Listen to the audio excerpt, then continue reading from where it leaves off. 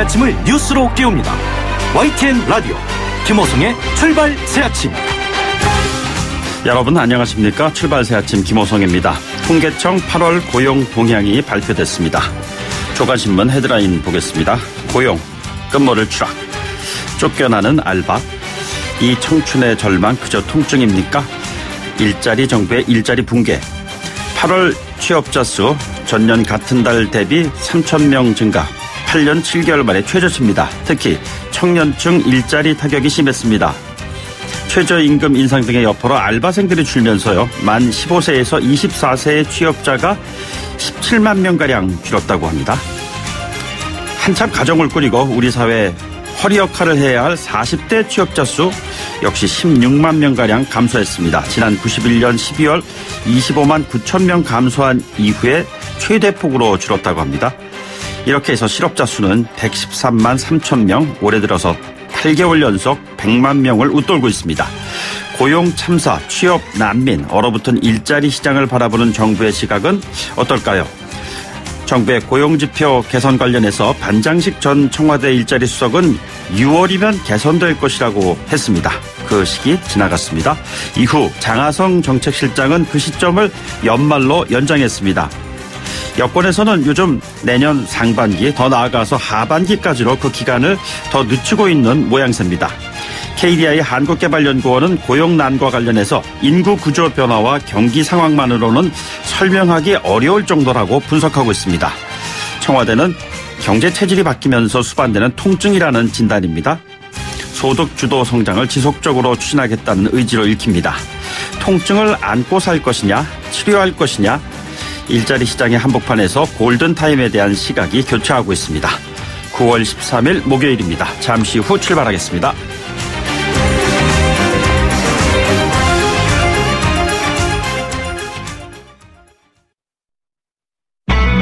YTN 라디오 김호성의 출발 새아침. 네, 지금까지 들어온 뉴스, 오늘 꼭 아시면 좋을 뉴스 정리해보겠습니다. 시사평론가 이정훈 박사 나오셨습니다. 어서 오십시오. 네, 안녕하세요. 네, 메르스 사태 지금 여전히 진행 중인데 이게 감염지가 쿠웨이트가 아니다, 이렇게 쿠웨이트 보건당국이 결론을 내렸다고 하네요. 네, 그렇습니다. 그동안은 국내 첫 확진 환자가 쿠웨이트에서 오래 지내다가 네네.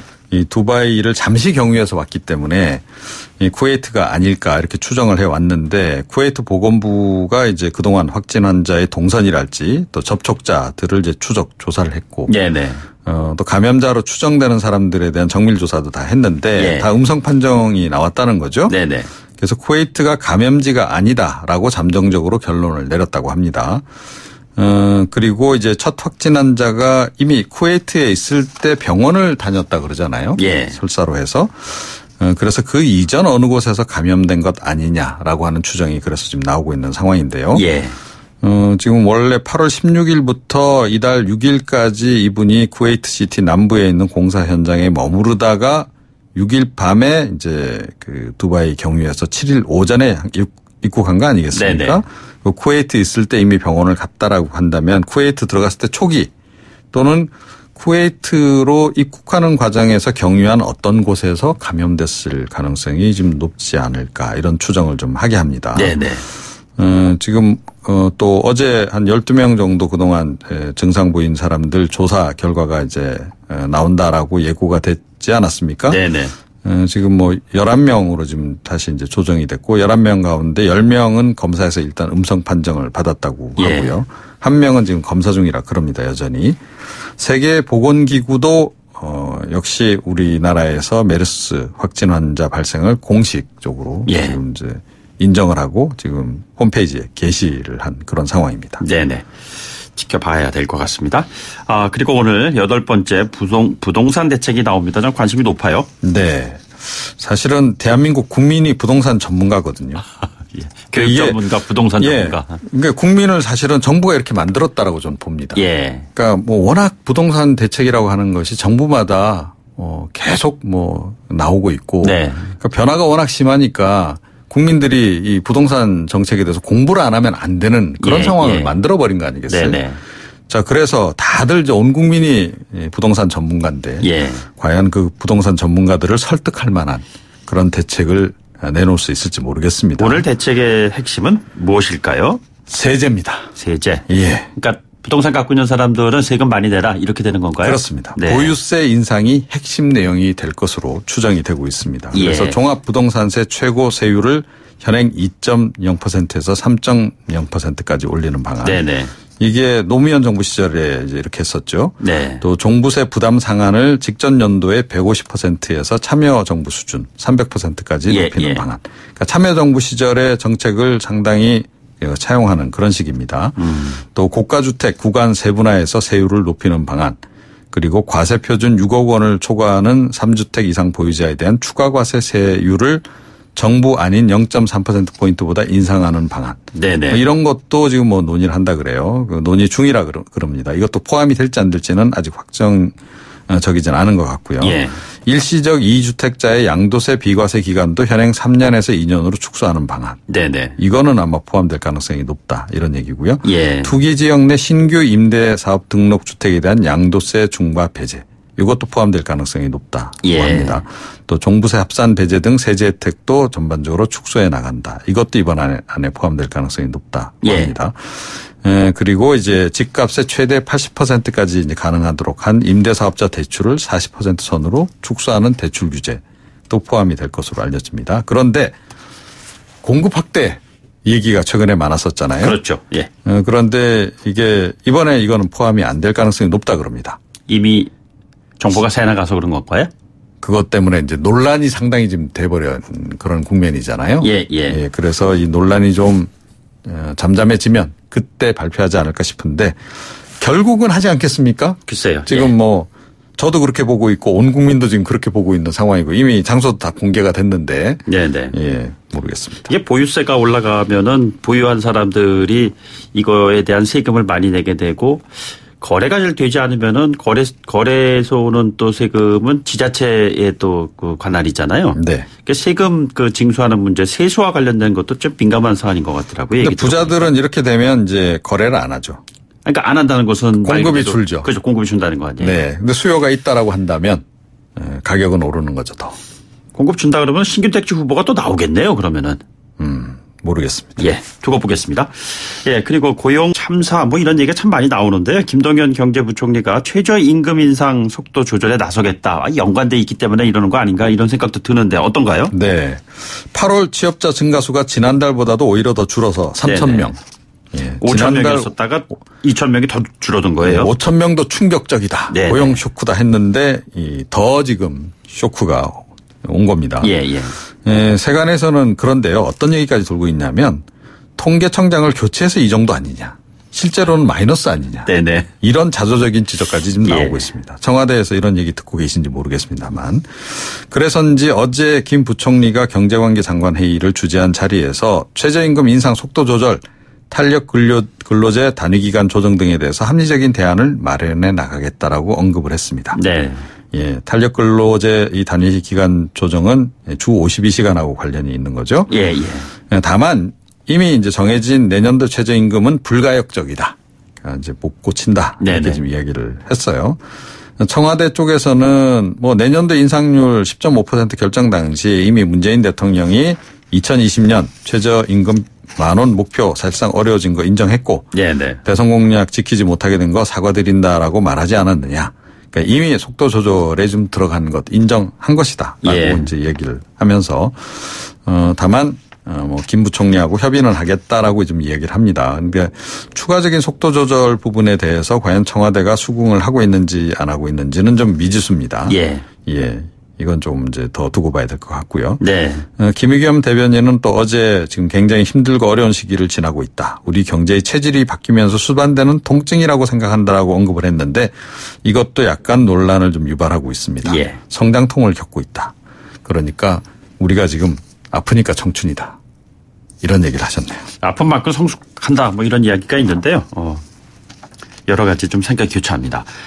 안희정 전 충남지사는 좀 다르게 김문환 전 에티오피아 대사에 대해서는 비슷한 사안인데 유죄 판결이 나왔습니다. 네. 예. 피해자의 진술만으로 업무상 위력에 의한 간음을 인정할 것이냐 여부. 이게 네네. 지금 핵심인데요. 예. 그러니까 안희정 전 지사 1심 재판부는 이걸 인정하지 않았고 무죄 선고를 했는데 그러니까 서울중앙지법 형사 13 단독 박주영 판사는 어제 김 전 대사에게 징역 1년 선고를 했습니다. 자, 그러면 어떤 그 선고가 더 이제 이례적인가? 이 부분과 관련해서는 법조계의 일반적인 평가는 안 전 지사 판결을 좀 이례적으로 보고 있습니다. 예. 그러니까 상하관계 성폭력은 일반적으로 위력 행사가 쉽게 인정이 된다는 것이고 네네. 또 이번 경우에도 그러니까 김문환 전 에듀페어 대사 그 피해자의 경우에도 피해자의 진술을 상당히 지금 수용을 한 그런 그 상황입니다. 예. 네. 알겠습니다. 오늘 여기까지 듣도록 하죠. 오늘 말씀 고맙습니다. 네. 네. 지금까지 이종훈 시사평론가였습니다. 여러분은 지금 FM 94.5MHz로 방송되고 있는 YTN 라디오 김호성의 출발 새 아침을 듣고 계십니다. 의견 주실 분은 짧은 문자 50원, 긴 문자 100원의 이용료가 드는 휴대전화 메시지 샵 0945 우물정 0945번으로 의견 남기실 수 있습니다. 네, 내일 우여곡절 끝에 남북 공동연락사무소가 문을 엽니다. 다음 주에는 평양에서 남북 정상회담 예정돼 있고요. 유엔 총회도 또 예정이 돼 있습니다. 북미 정상회담도 빠르면 10월에 성사될 거란 관측도 있습니다. 국회에서는 4.27 판문점 선언 비준 동의안이 제출돼 있는 상황이죠. 남북미를 둘러싼 외교안보 이슈 산적해 있는 상황입니다. 대통령 직속 북방경제협력위원장 지낸 더불어민주당의 송영길 동북아 평화협력 특별위원장 전화로 연결해서 관련된 이야기 나눠보도록 하겠습니다. 의원님 안녕하십니까? 네, 안녕하십니까? 예, 전당대회 이후에 참 오랜만에 연결했는데요. 의미 있는 2등이었다. 당내 입지를 확고했다라는 평이 나오고 있는 것 같습니다. 전당대회 전후 상황 어떤 차이가 있으신지요? 네, 많은 분들이 아쉬워하고 격려를 많이 해주셔서 제가 낯선 인사를 하고 다니는데 네네. 오히려 축하 메시지를 주는 사람들이 많아서 상당히 당혹스러웠습니다. 예, 그렇습니까? 네. 러시아 다녀오셨잖아요. 네. 예, 이게 지금 동방경제 포럼 여기에 참석을 하신 거죠? 네, 그렇습니다. 예, 이낙연 국무총리 기조연설도 있고 그랬는데 네. 이번 그 포럼 갔다 오신 내용을 간략하게 좀 정리해 주신다면요. 이번에는 시진핑 주석이 처음으로 참석하는 회의고요. 이게 4차 회의인데요. 예. 중국과 러시아의 관계가 매우 긴밀하게 되는 것을 느낄 수 있었고요. 예. 또 어제 70건 이상의 중국과 러시아의 투자 계약이 체결된 걸 보더라도 네네. 급속하게 중국과 러시아의 협력이 강화되는 것 같습니다. 그만큼 예. 우리의 어떤 그 지분이나 비율이 상당적으로 취약해져 가고 있고 일본에 비해서도 우리가 밀리고 있거든요. 네네. 그러니까 이 러시아에 대한 투자가 미국의 러시아 제재 때문이라는 이유로 너무 우리 기업들이나 이 금융기관들이 소극적인 데 반해서 네네. 같은 조건인 일본은 아주 적극적으로 투자를 진행하고 있는 것을 볼 때 예. 정말 뭔가 좀 우리도 좀 대응이 필요하다 이런 생각이 들었습니다. 어떻게 대응을 해야 될까요? 그러니까 이제 사실 미국 재무성에 오팍이라는 데가 있어요. 예. Oversee the Foreign Asset Control이라고 해서 외국 자산 통제하고 그 경제 제재 대상을 판별하고 관리하는 그 조직인데 여기서 사실 어떤 기준 오느냐가 사실 객관적일 수가 없고 예. 자기들이 판단해서 제재가 되면 된다 안 된다는데 저는 우리가 나우드카의 비력 공장을 짓겠다고 5조짜리 현대 엔지니어링이 그동안 수년차 논의를 해왔는데 예. 너무 이게 끌다 보니까 네네. 제가 이번에 트로토미 부총리 만났더니 자기들 별도로 이제 한국 배제하고 계약했다 예. 할 정도로 좀 짜증을 내는 예. 그런 상황이 돼 있습니다. 그러니까 우리는 이제 수출입은행 이런 데서 너무 미국을 의식하면서 잘 예. 못하는 거죠. 야말반도에 투자도 중국이 전부 해버렸고요. 예. 이번에 쯔베지다 조선소도 전부 중국이 다 투자했습니다. 우리는 네네. 거의 참여를 못했습니다. 아, 그렇습니까? 자, 그런데 지금 그 남북 정상회담 있고 이어지는 북미 정상회담에 대한 기대치 이런 것과 연결돼서 앞으로 저희가 그 한반도 종단 철도, 시베리아 횡단 철도 연결하는 이 사업이 제대로 진전이 된다면은 그 경제 협력의 기본적인 인프라가 구축되고 그를 바탕으로 좀 더 나은 상황이 지금 펼쳐질 거라고 전망하는 분들도 있는데 그렇게 보시나요? 네, 그렇습니다. 네. 이게 만약에 나진 핫산 프로젝트와 철도와 연결된다면 당장 블라디보스토크 아파트값이 뛸 겁니다. 의원님 지난번에 7월에 다녀오셨잖아요. 그쪽 현장을. 네, 지금도 뭐 집값이 들썩거리고 있는데. 네네. 어제 의미가 있었던 게 김윤혁 북측 그 철도성 부상, 우리로 말하면 장관이겠죠. 그 철도성 부상과 김창식 부국장 등 핵심 관계자들이 어제 패널로 참석을 했어요. 네, 어떤 얘기를 하던가요? 그래서 아마 남북로 우리나라도 이제 국토부 차관이 참석했고요. 네네. 그래서 저도 패널로 참석했는데 같이 이렇게 국제회의를 3자가 모여서 자기 의견을 발표하고 질의응답을 한 것은 아마 처음 있는 일이 아니었나 생각합니다. 저희 그 남한이 그때 회원국으로 들어갔기 때문에 이제 그게 가능해진 건가요?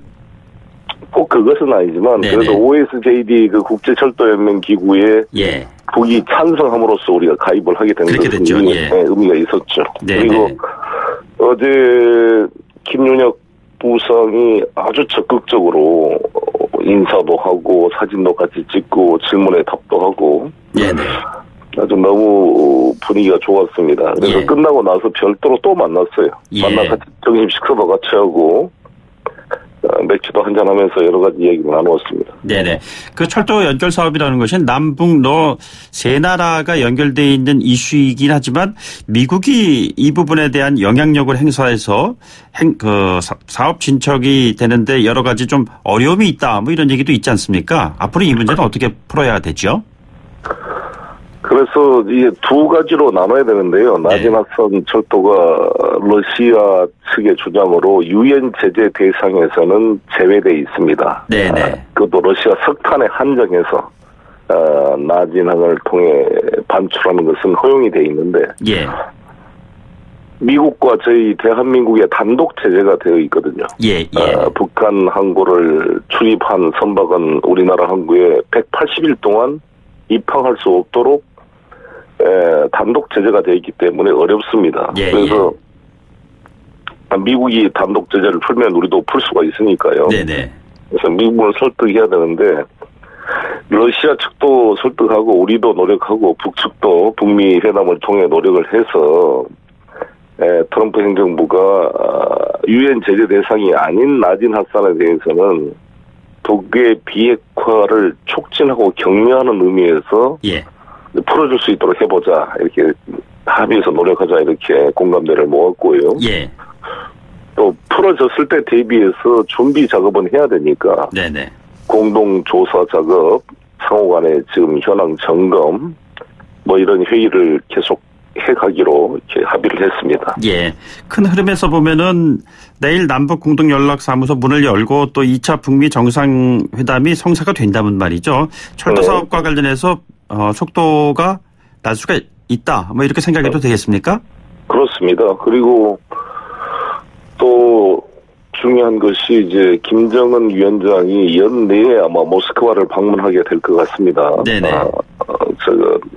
어제 마굴로프 러시아 외교부 차관, 육자회담 수석 대표죠. 뭐 여러 얘기를 나눴는데 그때 만나게 되면 이 문제가 당연히 논의가 될 거고 2001년도에 김정일 위원장이 모스크바를 방문해서 푸틴 대통령과 만나 이 철도 사업에 대한 기본 합의 이해를 하는 그 모스크바 선언이라는 걸 발표했거든요. 그 선언이 지금도 유효하다는 게 러시아와 북의 입장이고 그래서 그것을 김정은 위원장과 푸틴 정상회담이 이루어진다면 거기서 다시 한번 확인하고 좀 더 구체화시키는 합의가 되어서 뒷받침이 될 거라고 생각이 듭니다.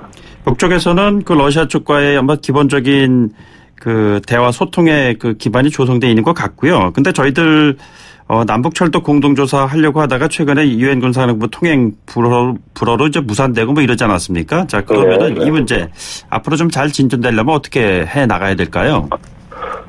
그래서 제가 브뤼셀 유엔 사령관도 한번 만나볼 생각인데요. 네네. 그 내용이 이제 48시간 전에 신고를 하지 않았다는 단순한 절차적 문제인 것인지, 예. 아니면 그때 기름을 우리가 4만 리터 경유를 그 차에 싣고 가는 거였거든요. 네네.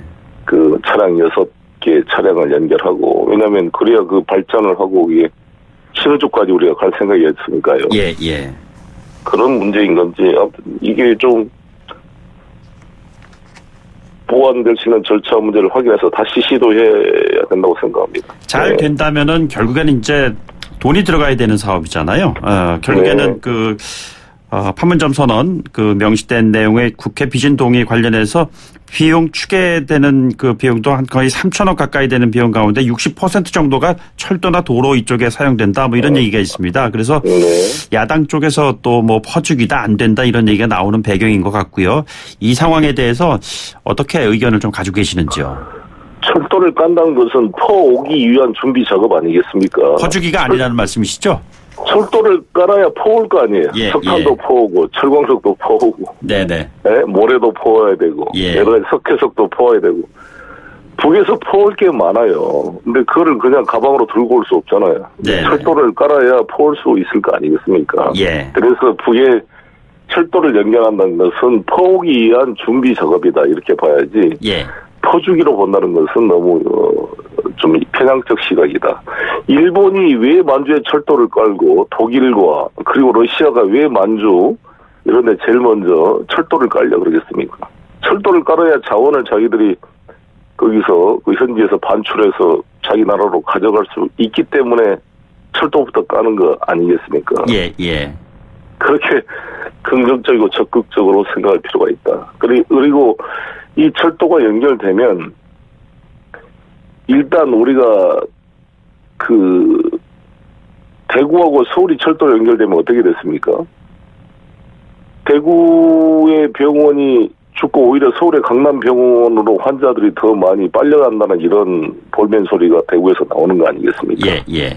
어느 도시와 도시가 연결되면 팔아먹을 물건이 많고 컨텐츠가 많은 도시가 그렇지 않는 도시의 소비자를 끌어당기는 거 아니겠습니까? 네네.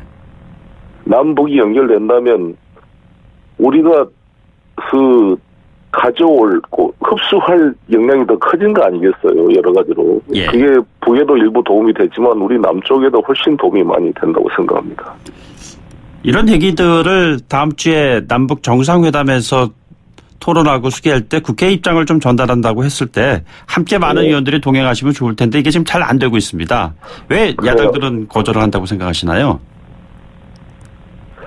나름대로 여러 가지 이유가 있겠죠. 예. 안 가겠다고 억지로 갈 필요가 있겠어요. 가겠다는 사람은 가야죠, 일단. 이번에 철도 관련 얘기도 나오고 그럴 텐데 의원께서는 방문 안 하시나요? 네. 지금 이제 당 대표들만 가시니까요. 네네. 네.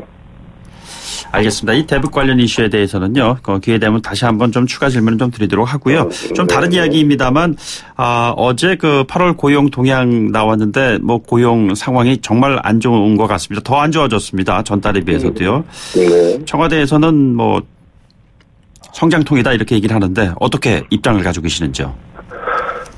네, 성장통이 있더라도 성장통을 그냥 견뎌라 해서는 안 되는 거 아니겠습니까? 네네. 그 성장통의 아픔을 어떻게 우리가 보통 진정제도 놓고 하는 것, 진통제도 놓고 하는 것처럼 그것을 보완할 여러 가지 작업이 필요하다고 생각이 듭니다. 네네. 그래서 저는 좀 더 당국자들이 우리 중소상공인들이나 자영업자들 그리고 중소기업인들의 현장의 목소리를 좀 진지하게 듣는 작업을 더 해야 된다고 봅니다. 예, 우리 당도 그렇고 우리 정부도 그렇고 잘 들어주지 않는다 그러니까요. 네네. 그래서 이게 성장통이니까 어쩔 수 없이 견뎌라 이런 자세는 옳지 않고 성장통을 최소화시킬 수 있는 노력이 같이 수반돼야 되는 게 아니냐 생각이 듭니다.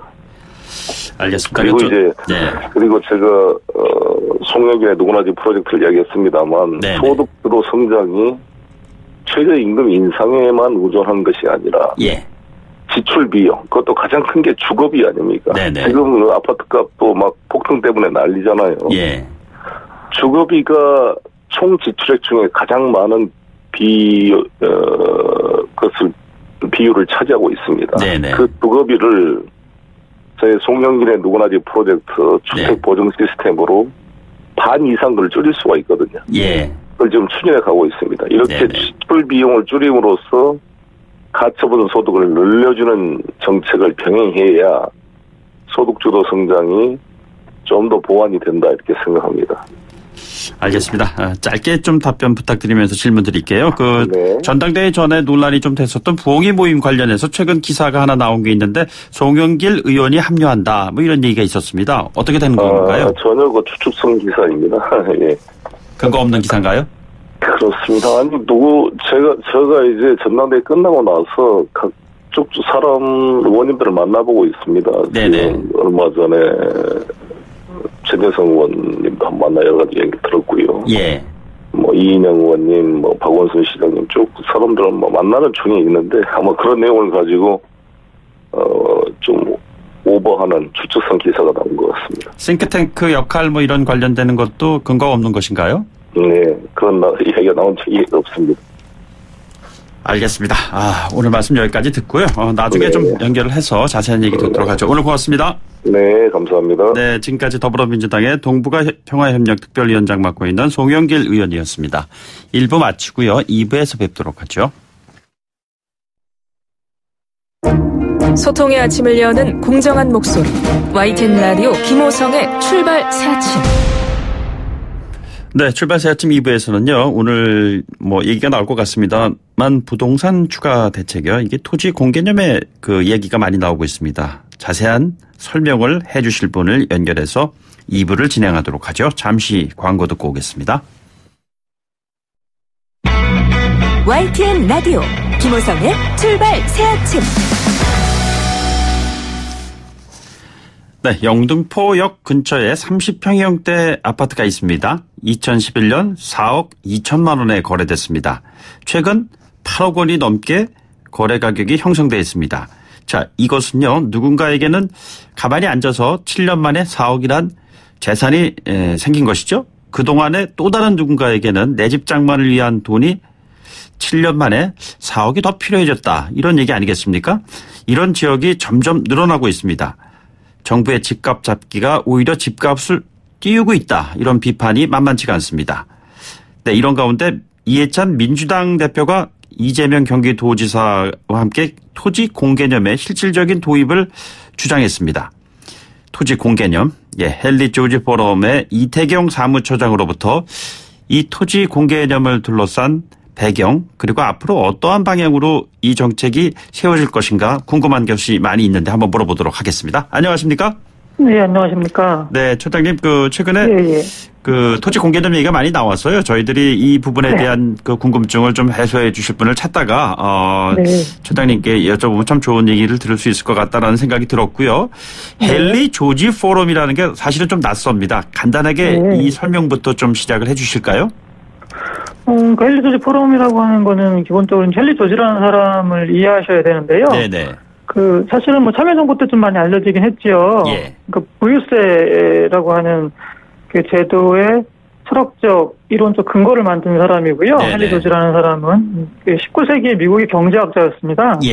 근데 이 사람의 문제의식은 뭐였냐면은, 이게 산업혁명 이후에 생산성이 이제 고도로 발전하고, 사회의 부가 엄청 그전하고 비교할 수 없을 정도로 커졌는데, 아니, 그러면 사람들이 다 고루고루 잘 살아야 되는데, 왜 도대체 이게 부자들은 이렇게 한도 끝도 없이 부자가 되고, 가난한 사람들은 왜 이렇게 비참한 노예 상태를 못 벗어나는지.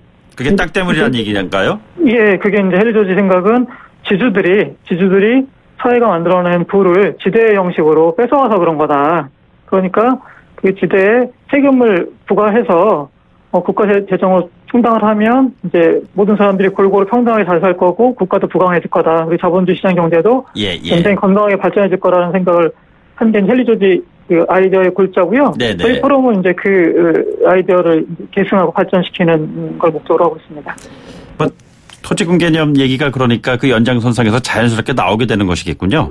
예, 맞습니다. 예. 이 개념 자체는 사실은 1990년대 초에 그 박정희 대통령 그때 당시에 이미 본격적으로 논의가 된 사안인데 왜 지금까지 제대로 된 그 개념 정립 또는 정책의 입안 추진 안 되고 있다고 보시는지요? 네, 토지 공개념은 사실은 여론이 되게 깊고요.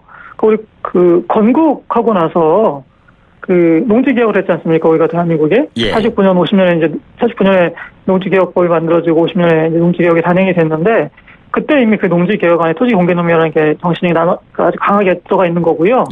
그 다음에 이제 그게 계속 계승되다가 1989년, 90년에 이제 노태우 정부 때였죠. 그때 이제 워낙 부동산 가격 폭등하고 이러니까 다시 이제 이게 수면 위로 올라왔는데, 그러니까 가장 큰 문제가 뭐냐면 토지 공개념이라고 하는 거는 토지라고 하는 것의 가치는 만인이 공유해야 된다라고 하는 것인데요. 이게 그 역대 정부들이 이 토지 공개념을 꽉 붙잡고 국정 철학으로 가져가면서 그 철학을 현실에서 실현시킬 수 있는 정책 수단들을 개발을 하고 제도화시켰어야 되는데 그렇게 하지 않고 이게 그냥 부동산이라고 하는 걸 그냥 이 경기가 나빠지면 부양하는 수단으로 또 이제 좀 가격이 좀 떨어지면 다시 올리려고 하고 맨날 그런 식으로 이제 매몰탕식으로 했거든요. 그러다 보니까 이게 자리를 못 잡은 것이죠. 네네. 개념은 도입했지만 실체가 없어서 토지가 제한 공급되고 그러니까 집값이 폭등한다. 이런 인식은 토지 공개념 개념을 생각할 때 올바른 인식인가요? 저 이해찬 총리 발언을 저도 읽어봤는데, 그게 문제의식은 비슷한 것 같아요. 근데 거기서 이제 땅 공급이 안 된다 이런 얘기는 무슨 말인지 잘 모르겠어요. 그 얘기는. 그 얘기는 잘 이해가 안 가는데, 토지 공개념이 제대로 이제 제도화되지 못해서, 그래서 이제 이게 지금 가격이 폭등하고 투기가 기승을 부린다. 이 문제의식은 적확하죠. 자, 그러면 이제 이런 상황을 어떻게 해야 하나하나 풀어나갈 수 있는가요? 첫 번째 스텝은요? 가장 중요한 건 역시 이 부동산 문제는 복잡하게 생각할 거 없고요. 불로소득이 생기거든요.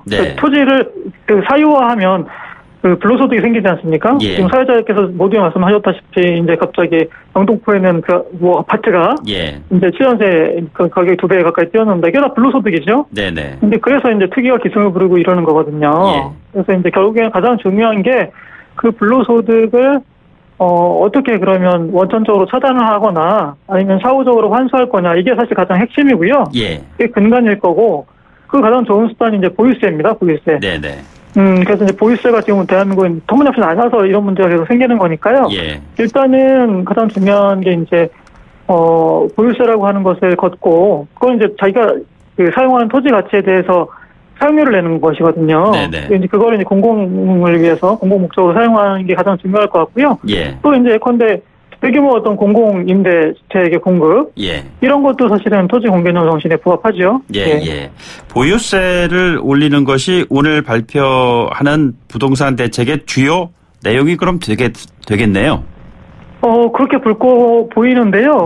그 정부가 이제 공급 확대 쪽으로 잔뜩 방향을 틀을 것 같이 얘기하다가 다시 이제 워낙 여론이 비등하니까 수요 억제 쪽으로 약간 방점을 찍는 느낌은 들어요. 근데 이제 문제는 뭐냐 하면 이게 지금 사실 7월 이후에 지금 이 사단이 난 것도 그 정부가 보유세 개혁, 종부세 개혁이죠. 그거를 이제 굉장히 이제 이렇게 후퇴시키면서 이 정부가 불로소득 환수할 의지가 없구나라고 하는 걸 시장 참여자들이 알면서 이렇게 상황이 나빠진 거거든요. 그래서 이번에 대책이 나오더라도 이게 신용해서는 안 되고요. 시장 참여자들이 다 압니다. 이게 정말 보유세 개혁할 건지 아니면 그냥 신용만 내는 것도 다 알거든요. 그래서 정말 중요한 거는 실질적으로 그 세부담이 거의 부동산 갖고 있는 사람들이 실제로 많이 증가할 수 있도록 이렇게 설계를 해야 효과가 있을 거라고 봅니다. 이미 김동연 경제부총리는 세 가지 원칙, 그러니까 실수요자 보호, 투기 억제, 맞춤형 대책, 이것은 그대로 있는데 곧 추가 대책이 이제 발표된다는 거 아니겠습니까? 자, 여기에서 조금 전에 그 처장님께서 말씀하셨던 수요 억제가 공급 확대 쪽보다는 훨씬 더 큰, 지금 의미를 좀 갖고 있는 것 같다 이런 말씀이신데 사실 공급 확대 관련해서 그린벨트 해제 논란이 최근에 좀 많이 되지 않았습니까? 이 공급을 늘리는 이 정책은 어떻게 바라보고 계시는지요? 공급을 늘리면 절대 안 되고요. 안 됩니까? 그거는, 그건 해도 좋고, 안 해도 좋고 이런 게 아니고요. 절대 하면 안 됩니다. 왜냐하면, 기본적으로 지금 시장이라고 하는 게 일종의 비성적 과열이 지배하는 투기 시장이거든요. 완전 노름판입니다. 지금 별 얘기가 다 나오지 않습니까? 지방의 자산가들이 돈 싸들고 서울 와서 아파트 매집한다. 그다음에 네네. 뭐 대학생까지 갭투자 나선다. 뭐 이런 상황이에요. 예, 예. 이런 상황에서는 이게 정부가 공급을 늘려봐야 더군다나 그게 공급이 실제로 되려면 한참 시간이 오래 걸리고요. 예, 예. 그리고 지금 이런 국면에서 공급을 늘린다고 말을 하면 정말 지금까지도 이제 뭐 불안과 초도 속에서 그 주택 매수를 미루고 있던 분들이 네네. 아 정말 집이 부족하구나. 정부가 그걸 사실상 공인하는 거구나. 예. 라고 받아들입니다. 그래서 지금이라도 집 사야겠구나라고 추경 매수에 나설 수 있거든요. 예, 예. 그러니까 지금 이런 시점에서는 공급 확대는 절대로 하면 안 됩니다. 처장님, 그런데 네. 정동영 민주평화당 대표 같은 분들은 임대주택 공급 이런 걸 통해서 집값을 잡을 수 있다. 실수요자들에게 혜택을 준 사례가 있다. 강남 보금자리 주택 뭐 이런 것들 예를 들면서 얘기했는데요. 이런 의견도 있잖아요.